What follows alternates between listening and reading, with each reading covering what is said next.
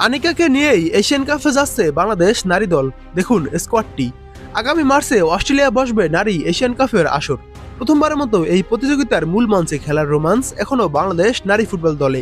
তার আগে সোমবার ২৬ সদস্যের দল সাজিয়েছে Bangladesh football federation Bafufe. Peter বাটলারের এই দলে সবচেয়ে বড় চমক হয়ে এসেছেন সুইডেন প্রবাসী ফুটবলার আনিকা রানিয়া সিদ্দিকি। দীর্ঘদিন ধরেই আলোচনা ছিল আনিকাকে নিয়ে। দলে সঙ্গী করার আগে তার ট্রায়াল হয় ঢাকায়। সেখানে নজর কেড়েই এবার জাতীয় দলের স্কোয়াডে জায়গা করে নিয়েছেন এই মিডফিল্ডার। ইউরোপীয় কন্ডিশনে বেড়ে ওঠা আনিকার অন্তর্ভুক্তি দলের মাঝমাঠে শক্তি বাড়াবে বলে ধারণা করেন অনেকেই।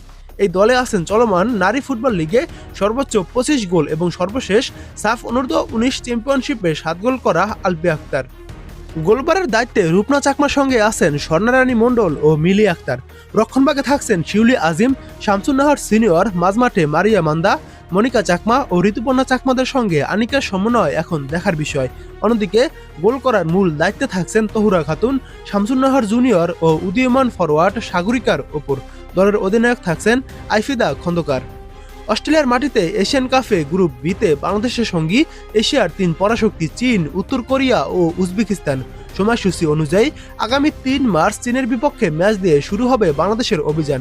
এরপর ৬ মার্চ উত্তর কোরিয়া এবং ৯ মার্চ উজবেকিস্তানের বিপক্ষে লড়বে আইফেদা ও ঋতুপর্ণারা। এবার এক নজর দেখুন এশিয়ান কাপে বাংলাদেশের স্কোয়াডটি। গোলকিপার রূপনা চাকমা, মিলি আক্তার, স্বর্ণারানী। ডিফেন্ডার হিসেবে যারা আছে: আইফেদা খন্দকার অধিনায়ক, কোহাতি কিস্কু, নবিরন খাতুন, শিউলি আজিম, শামসুন্নাহার সিনিয়র, হালিমা খাতুন, শরবি আফরিন।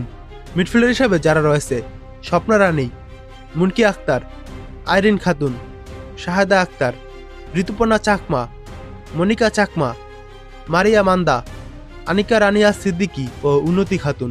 ফরওয়ার্ড হিসেবে যারা রয়েছে: উমেলা মার্মা, আলপি আক্তার, শরবি আকন্দ প্রীতি, মোসাম্মদ সুলতানা, তহুরা খাতুন, মোসাম্মদ সাগরিকা ও শামসুন্নাহার জুনিয়র।